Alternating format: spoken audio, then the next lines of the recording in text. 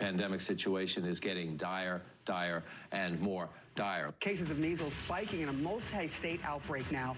The new numbers this morning. It's become a very large and very dangerous measles epidemic. 126,000 plus new infections, 22 of those states reporting records in hospitalizations. If we do nothing, we are going to get to a point where I'm guessing between now and Inauguration Day, as many as 100,000 additional Americans might die. We're up to at least 320 cases nationally compared with 285 last year and 59 in 2023.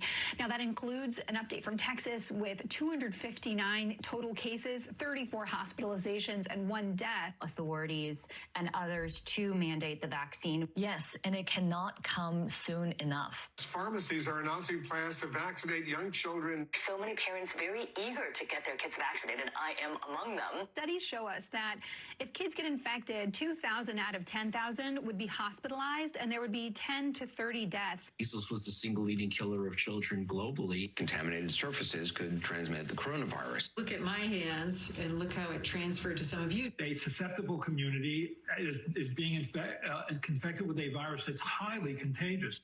The liberal media bringing back a familiar panic mode to push another pandemic. Joining us now to discuss the Wellness Company Chief Scientific Officer, Dr. Peter McCullough. Doctor, I had the measles when I was a kid. My sister had the measles. How dangerous is it really? We got over it. We're I guess immune to getting it again. Is it really that dangerous? Well, back when you were a kid, records were kept. They were very accurate. The risk of death is 0.2 per thousand. So it's a mild illness. It's clearly being overhyped by the left media and their medical commentators, and it's not helpful. And then you have the question of the risks of taking a vaccine. I know I'm not an anti-vaxxer. I'm just wondering, accepted risks of taking a vaccine compared to that number that you just cited of the deadliness of it, which is very, very minuscule. Is it worth it for everybody to get a vaccine? It's an individual choice, and RFK has made this very clear. Rates of measles vaccination are essentially maximized across the United States. Dallas County, where I am, it's 96% coverage.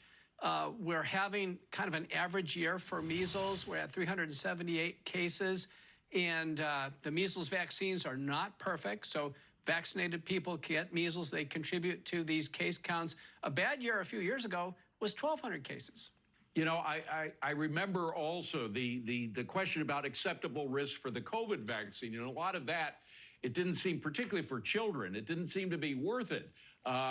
Could we see the same thing happen with measles or not?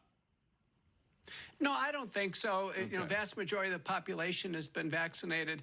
But we're really talking about the messaging should be on early treatment for those who contract measles, vaccinated or not. Includes vitamin A, immunoglobulins, nebulizers, steroids, and antibiotics for secondary infections. A lot of doctors now have never treated measles cases, and we should have the messaging that's helpful to both patients and the doctors. I think that makes common sense, but unfortunately, common sense ain't that common now. Peter McCullough, thank you, doctor, for being here. Really appreciate your expertise on all this.